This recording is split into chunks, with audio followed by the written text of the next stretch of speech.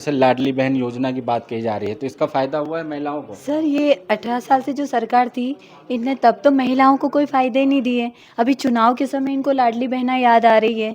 इनको और दूसरे जैसे जो जनता की, आम जनता की जो बेसिक ज़रूरतें हैं, जो महंगाई है, महंगाई दिन प्रतिदिन बड़ी कितनी बढ़ रही है। आप देखिए 1100 रुपये की टंकी मिल रही है। कांग्रेस के समय ये टंकी 465 रुपये की मिलती थी। रोजगार, लोगों के रोजगार के नाम पे लोगों के पास कोई रोजगार नहीं, पकोड़े तलने के लिए उनको कहा जाता है।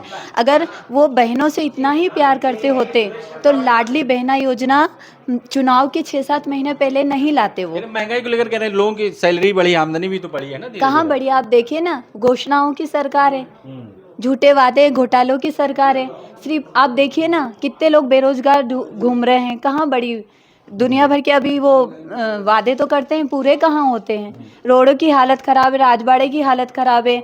आप कोई भी सब्जी अगर लेने जाए तो वो 40 रुपये 50 रुपये पाव से कम कोई भी सब्जी नहीं मिलती है। 200 रुपये किलो टमाटर हम लोगों ने देखे, कितनी महंगाई बढ़ रही है।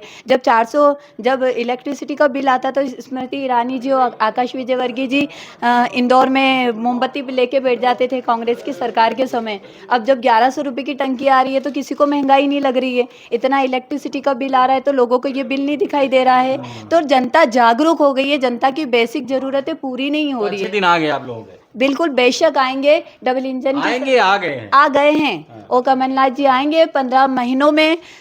जो काम 18 साल की सरकार नहीं कर पाई, 15 महीनों में कमलनाथ जी ने जो कर सकते थे ज़्यादा से ज़्यादा काम किया है। और इन्हीं सब चीज़ों को देखते हुए जनता कांग्रेस को चुनेगी और कांग्रेस भारी मतों से विजय बनेगी। आखिरी सवाल जल्दी से हम ले लेते हैं कि क्या लग रहा है सर इस बार मध्य प्रदेश में, जल्दी जल्दी बता दीजिए, कमल या कमलनाथ? कमलनाथ की सरकार हाँ। बिल्कुल फुल फ्लैश में आ रही है। शिवराज जिद कर रहे हैं 200 पार इस बार।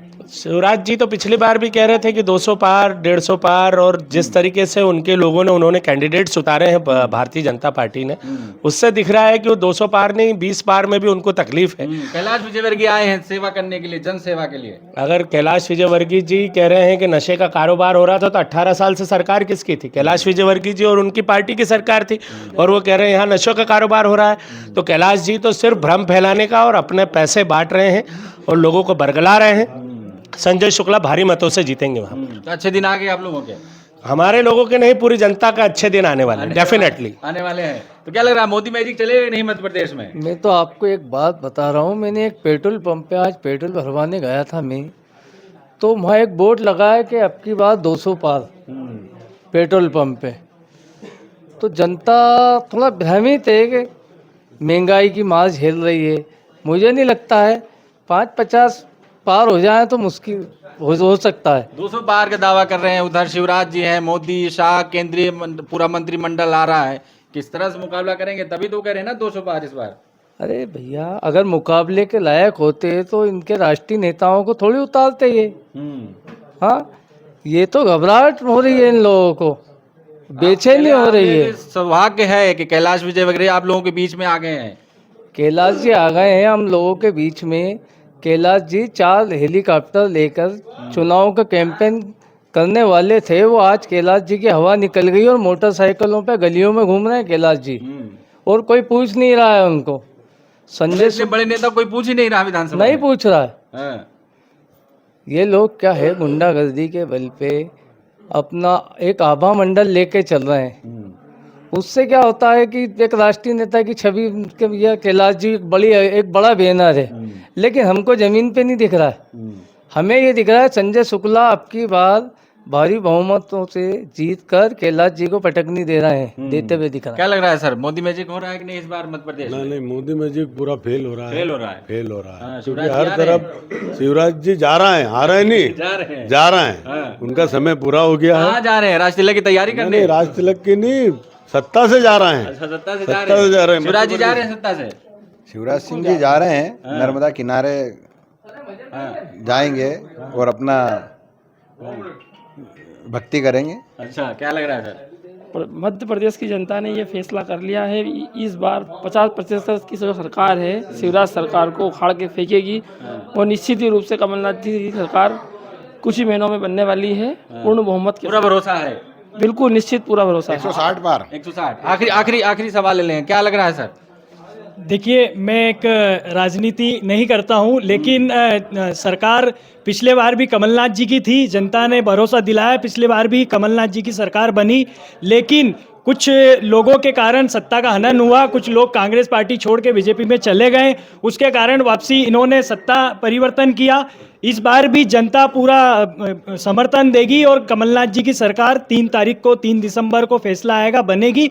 इससे जनता इसलिए त्रस्त है, स्टूडेंट जो पढ़ाई करते हैं, जैसे पटवारी घोटाला है, पटवारी में जिन बच्चों ने मेहनत करी, मेहनत करके त्याग तपस्या करके निरंतर पढ़ाई करी, कोचिंग संस्थान में फीस भरी, ग्रामीण क्षेत्र से बच्चे आते हैं, उनके पेरेंट्स पता नहीं किस तरीके से पैसे लाते हैं और बच्चों को देते हैं, कोचिंग संस्थान में जमा करते हैं, फिर इस तरह का घोटाला होता है तो हृदय में बड़ा आहत होता है।